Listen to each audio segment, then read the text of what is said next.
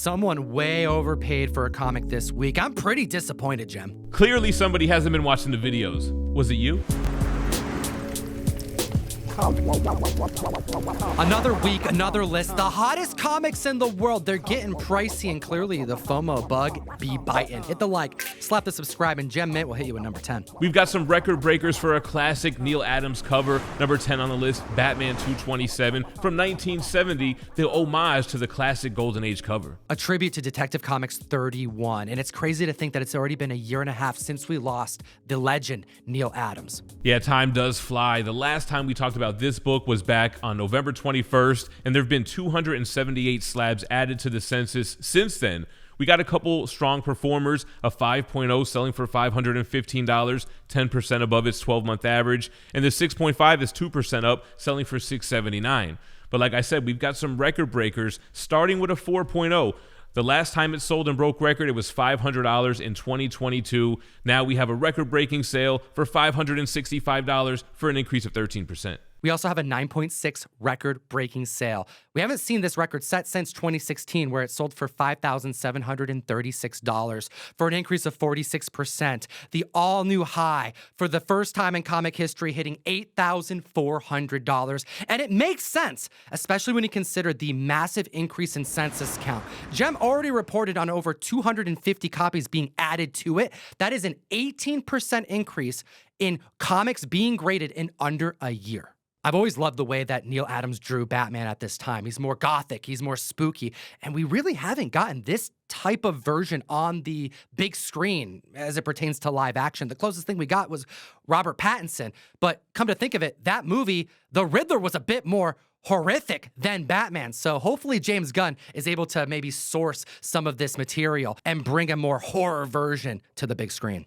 And speaking of the big screen, number 9 on the list, we have Infinite Crisis issue number 5 from 2006, the first appearance of Jaime Reyes as the Blue Beetle in costume. The first Latin-led superhero movie from DC. This is a major moment, and I'm a big fan of Blue Beetle, and I was hoping to be pleasantly surprised. And I can't wait to see this film because the reviews are in. We're seeing critic scores that are pretty high, Rotten Tomatoes scores that are pretty high, $25 million after its first weekend debut, which isn't like crazy good, but it's way better than what The Flash did considering the budget. Russ hit the mic last week on the trending list, and he was raving about this film. No, I've heard nothing but good things about it as well. People in my Facebook group have been talking about it, and it sounds like it's a fun, refreshing comic book movie.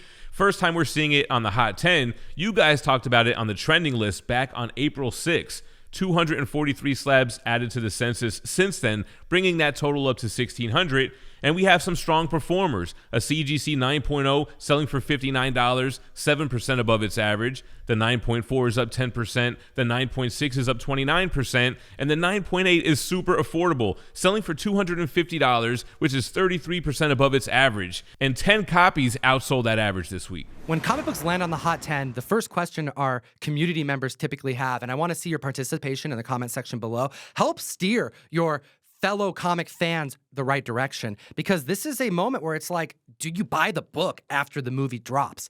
Well, considering that we're seeing prices below $200 for a 9.8, when as early as April of this year, it was hitting heights of $600, it makes me feel like the book is down. Is this a good time to buy it? However, when you add that census count that Jem just reported on, there's been an increase of 90 copies added to the census in a 9.8.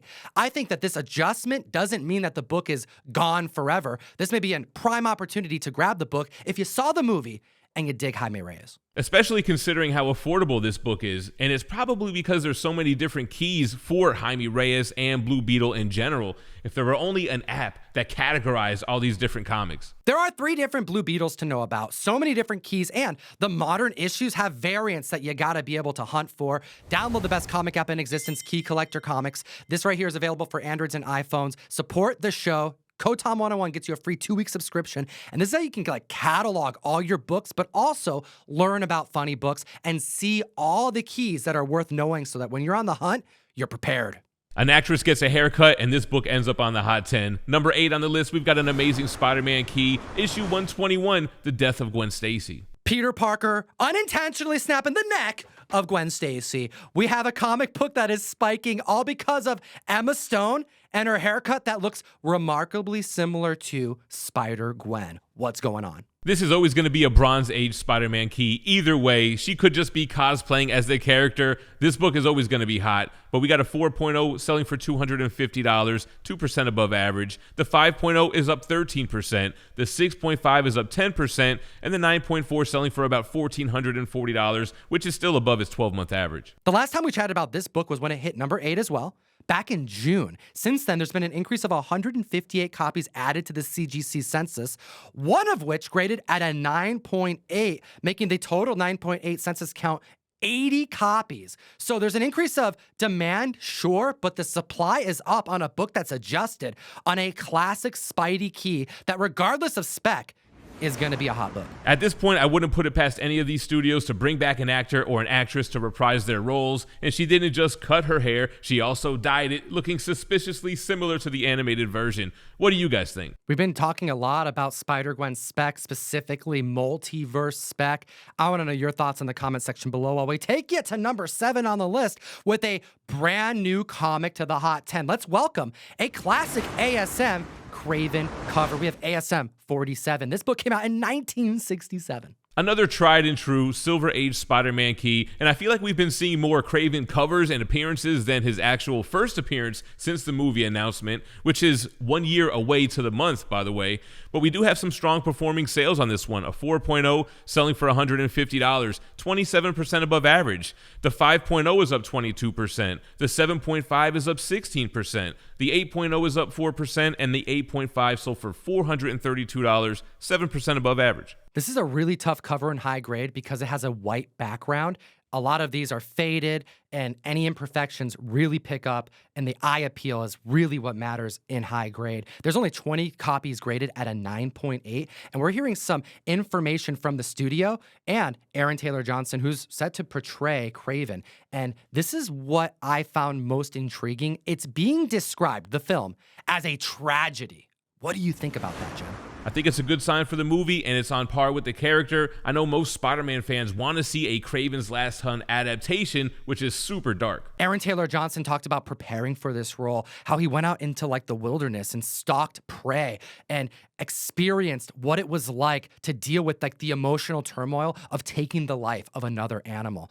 This is a very serious role to him, and I think that that's going to be necessary if it's truly going to be a tragedy of a film. And you need to join me in Canada, because that's where I'm at this weekend as you're watching this video. I teamed up with Davis Ryder. We have a John Royal Boys #1 Starlight Queen Maeve cover. We made trade dress versions and foils, only available first on the best new place to buy and sell collectibles. It's called Whatnot. Link in the description. Join me over Fan Expo all weekend long. Man, I'm going to sit this one out, but you guys have a blast over there in Toronto. Yeah, number 6 is Iron Man #1, the big premiere issue, the first self-titled ongoing series for Tony Stark. Can you believe that it's already been 4.5 years since Tony Stark saved the universe with those Infinity Stones? And since then, we have so many different versions of Iron Man that have yet to really pay off. I mean, we just saw Rhodey come back in Secret Invasion. He's a Skrull. We haven't seen him, I guess, originally since Civil War, meaning that he may not even know about the death of Tony Stark. I digress, because Riri Williams is just around the corner.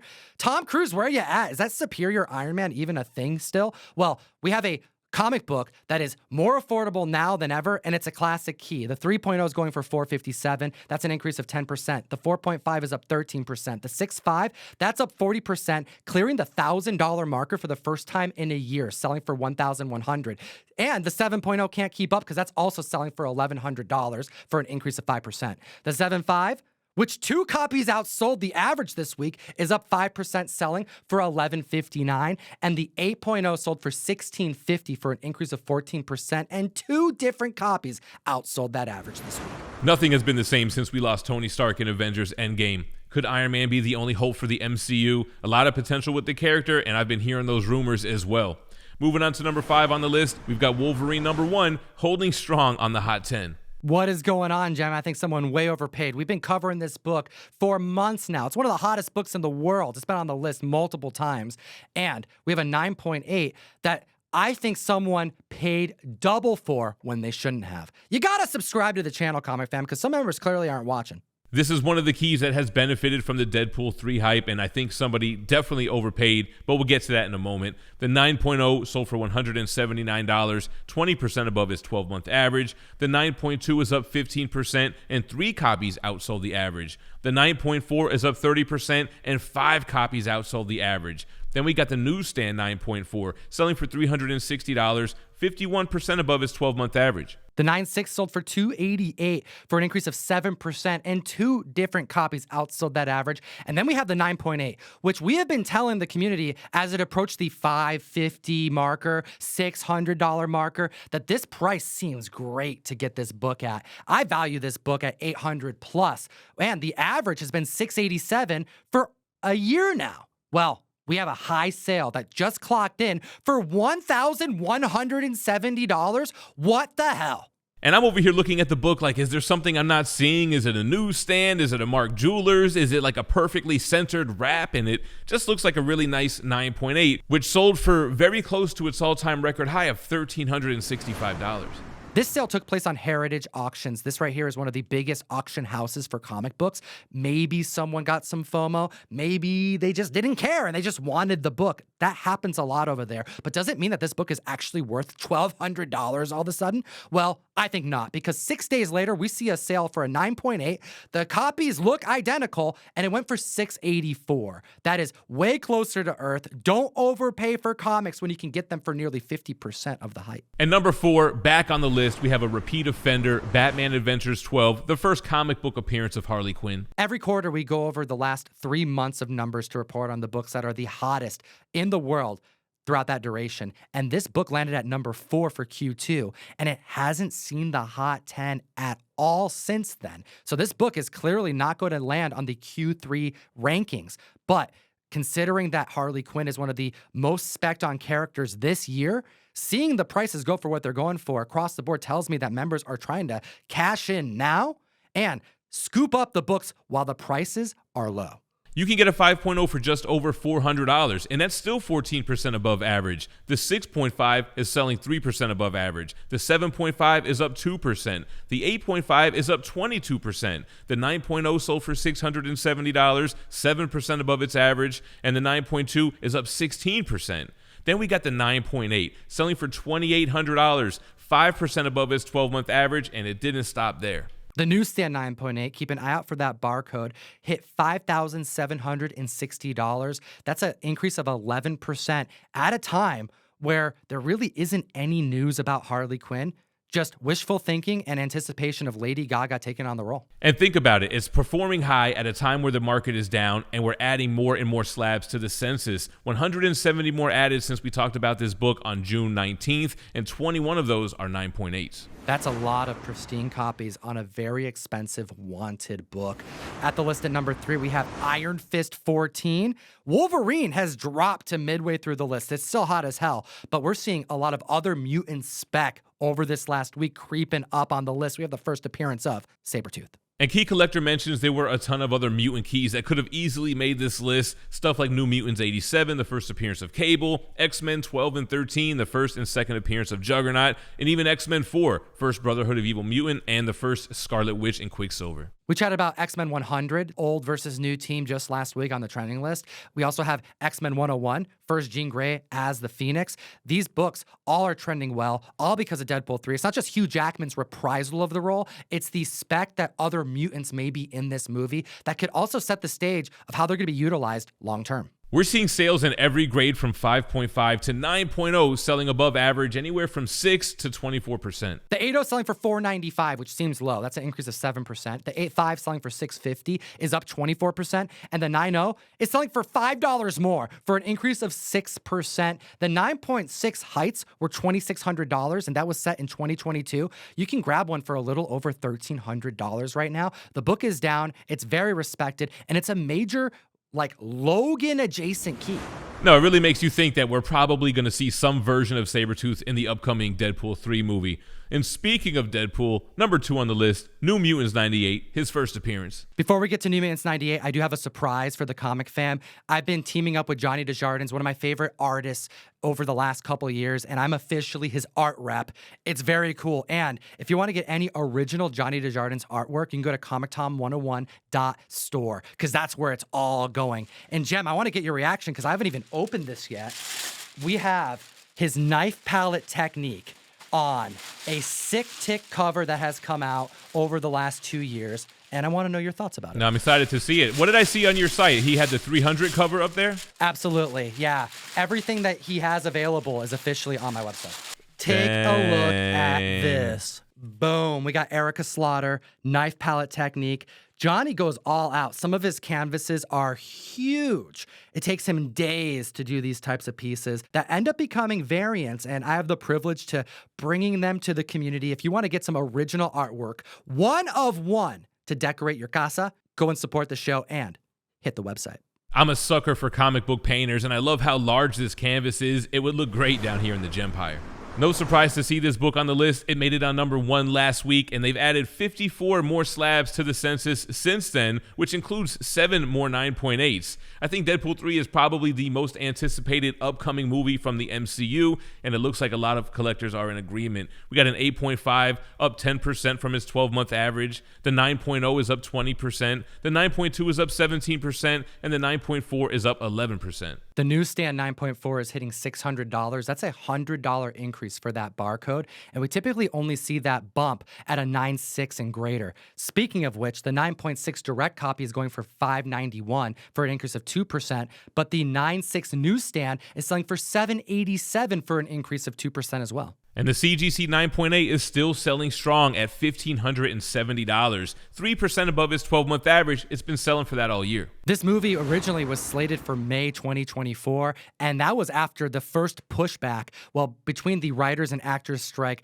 it looks like Disney has completely removed this from their planning until this strike is resolved. We do not know when we're going to get Deadpool 3, which makes me a little hesitant to recommend buying any of these books right now because I suspect we may see a lull during the interim. And it seems like every week we're hearing about a new rumor about a new character who may show up in the film. And the big news this week was Dazzler. Slap the like button. We've been here every single week reporting on the health of the comic book marketplace for over 3 years straight without skipping a beat. And subscribe to the channel because as many as 40 to 50% of our viewers don't subscribe. We're going to lead you right and help prevent you overspending on funny books. And the number 1 hottest book in the world, Jem alluded to it, the first appearance of Dazzler in Uncanny X-Men issue number 130, ranking at the number 1 slot on the most recent trending 10 just days ago, and shooting past the 10 to 2 spot on the Hot 10, ranking at number 1 this week. The book has a lot going for it. Not only is it the first appearance of Dazzler, it's the second appearance of Kitty Pryde, second appearance of Emma Frost, first full appearance of Sebastian Shaw. And the big news this week were the rumors that Taylor Swift would be playing Dazzler on screen. Now, it's not the first time that we've heard these rumors. We chatted about this just in the last couple days, but this spec has been going around for over 5 years now. Since the debut of the first Deadpool movie and people saw Taylor Swift dressing up on Halloween as Deadpool. She loves the character and she'd be a perfect fit for this movie. Now, we have a lot of books trending up across multiple grades, including the 9.8. We're going to get into it, but in the last week, we have seen no increases to the CGC census count. So I'm going to give a big warning. You may not want to buy this book right now. I suspect everyone and their mom is sending it in to get graded. And it's not so much the dollar amount or the percentage increases, but the sheer amount of copies that have been selling. The CGC 7.5 sold for $135, 15% above its 12-month average. The 8.0 is up 9%, 2 copies outsold the average. The 8.5 is up 37%, and 7 copies outsold the average. The 9.0 is up 37%, selling for $240, and 6 copies outsold the average. The 9.2 is selling for $270, that's an increase of 33%, and 4 copies outsold that average. The 9.4 sold for $350 this past week, that's 37% up, and 7 copies outsold that average. We're seeing an increase of copies sold week over week of 275% and counting, and it didn't stop there. The 9.6 selling for $500, putting it 28% above its average, and the 9.8 selling for $1,400, 6% above average. The book is down by half. I mean, the heights were reached back in 2021 where it sold for $3,050 at a 9.8. Now, some members may be waiting on the CGC count to uptick. I think there's more 9.8s coming. But also, when the mainstream collides with comic collecting, the numbers go wild. And I can see a lot of Taylor Swift fans wanting to get this book if the rumors are correct. What do you think? Let me know in the comment section below. I'll see you in Canada this weekend. I'm giving away an ASM 300 on Saturday. You're going to want to be there. Use the link in the description. And as always, geek responsibly and stay minty fresh. Enough said. Happy anniversary, Mr. J. You're really swell and okay. It's 7 years to the day. Take the night off.